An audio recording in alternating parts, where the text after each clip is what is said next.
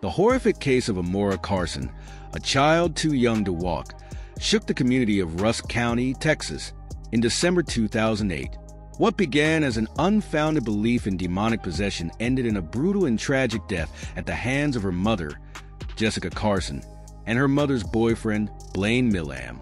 The case is one of the most disturbing child murders in recent memory, filled with delusions, drug abuse, and senseless brutality under the guise of performing an exorcism. The belief in possession. Amora Carson, an innocent baby, was tragically caught in a storm of misguided beliefs and violent acts.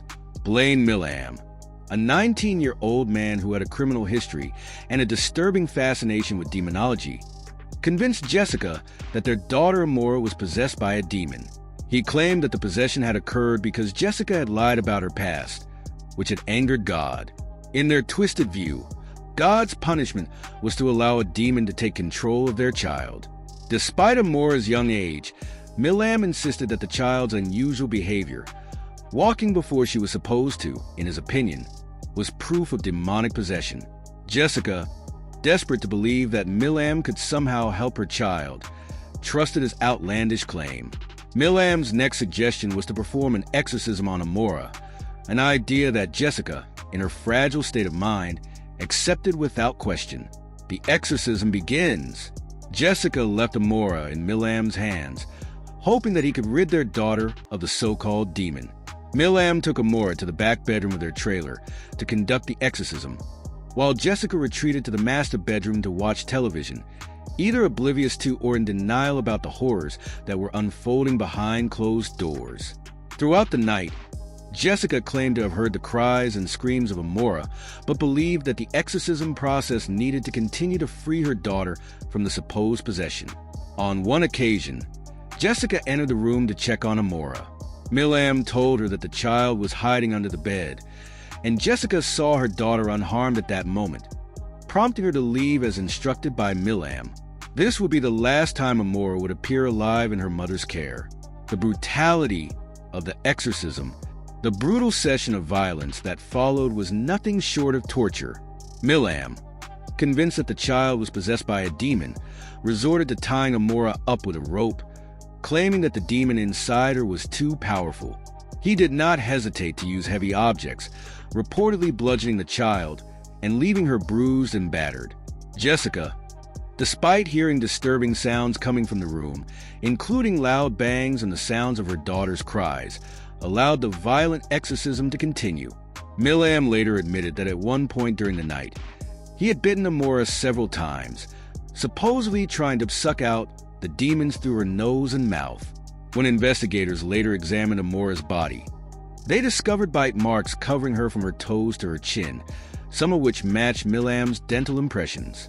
Tragically, Jessica also participated in the abuse, as at least one bite mark was found to match her dental records.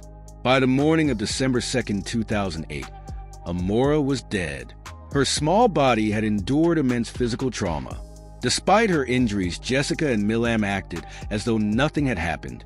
They even went to Walmart that morning, where Millam expressed his desperation to rid Amora of her demonic possession and admitted that he was willing to sell her soul to the devil to save her.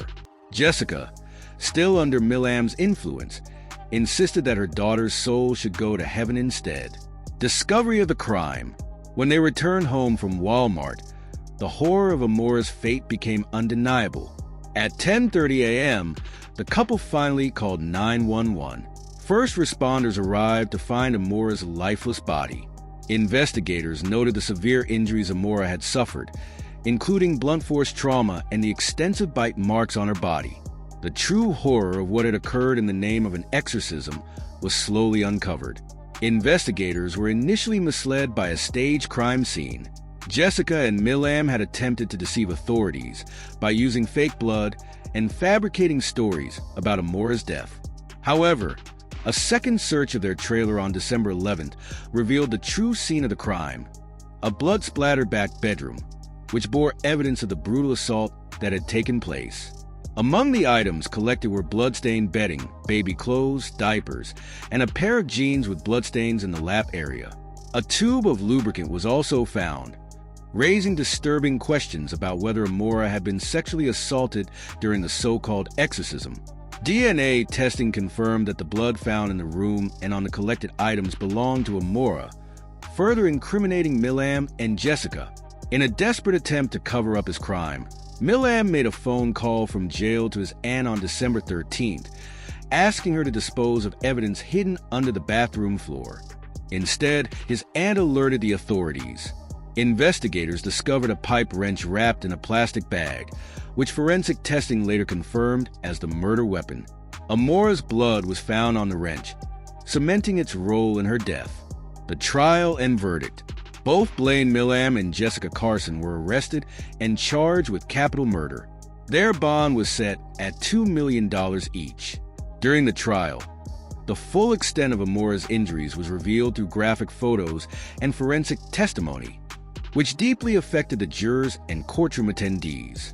Amora had been subjected to a prolonged and violent attack, resulting in her death from blunt force trauma. In May 2010, Milam was convicted of capital murder and sentenced to death, while Jessica received a life sentence without the possibility of parole. One of the most horrifying aspects of the case was the participation of Jessica, Amora's mother, in the exorcism and abuse. Jessica's defense claimed that she had been manipulated and controlled by Milam, but the evidence showed that she had actively participated in the crime. Milam's defense attempted to avoid the death penalty by citing his mental health issues, including his history of methamphetamine abuse and alleged intellectual disabilities.